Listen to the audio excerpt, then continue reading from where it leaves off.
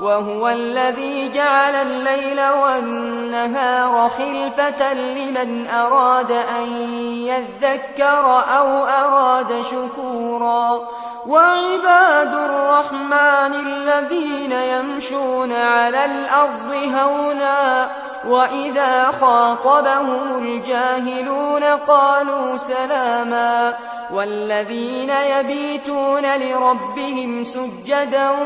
وقياما